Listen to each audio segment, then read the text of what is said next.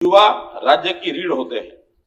युवाओं को कौशल युक्त बनाने और उन्हें रोजगार और उद्यमिता के अवसर प्रदान करने की भी आवश्यकता है। आज का युवा रोजगार प्रदाता और उद्यमी बनने के अवसर भी तलाशता है।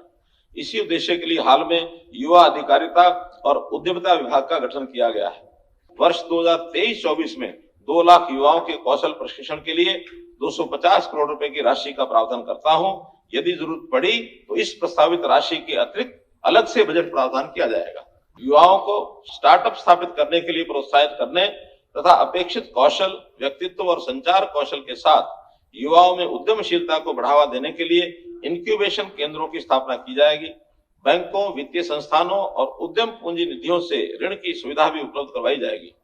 मैं बैंकों और वित्तीय संस्थानों के सहयोग से वेंचर कैपिटल फंड स्थापित करने का प्रस्ताव करता हूं।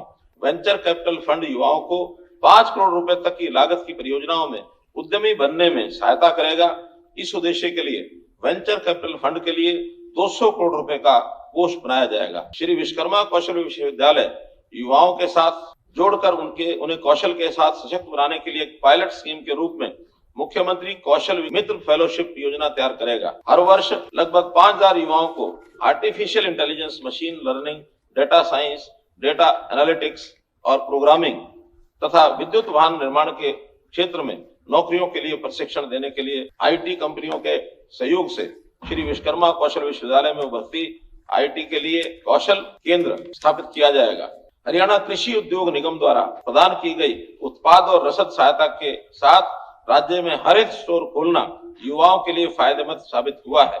इस उद्यम की सफलता को देखते हुए 23-24 में अतिरिक्त 1500 नए हरित खोलने का लक्ष्य निर्धारित करने का प्रस्ताव करता हूँ। सरकार ने कौशल शिक्षा को स्कूल शिक्षा में समेकित कर शैक्षणिक स्तर पर 2023-24 से कक्षा 6ठी से 8वीं तक में भी कौशल शिक्षा देने की योजना बनाई है। हरियाणा ओवरसेल प्लेसमेंट सेल विदेशों में प्लेसमेंट की आवश्यकताओं और कौशल की जरूरतों की पहचान करेगा और विदेशों में इन नौकरियों के लिए हरियाणा के युवाओं को उपयुक्त रूप में प्रशिक्षित करेगा।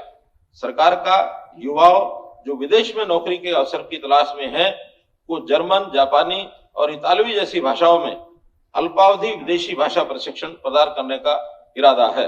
HKRN प्राइवेट सेक्टर में जनशक्ति की नियुक्ति के लिए जनशक्ति की पहचान, कौशल प्रशिक्षण और नियुक्ति सेवाओं की पेशकश करेगा।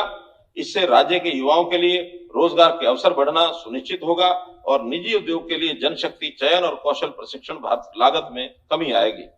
ITI में छात्रों के प्रवेश में सुधार के लिए सरकार ने सरकारी ITI में प्रवेश लेने वाली 3 लाख रुपए वार्षिक से कम पारिवारिक आय वाली प्रत्येक लड़की को 2500 रुपए वित्तीय सहायता प्रदान करने का प्रस्ताव किया है। मैं बताना चाहूंगा कि सरकार ग्रुप सी और ग्रुप डी के लिए CET के माध्यम सहित वर्ष 2023-24 में 65,000 से अधिक नियमित पदों पर भर्ती करेगी। वित्तीय वर्ष 2023-24 के लिए युवा क्षेत्र को 1636 करोड़ रुपए आवंटित करने का प्रस्ताव करता हूं।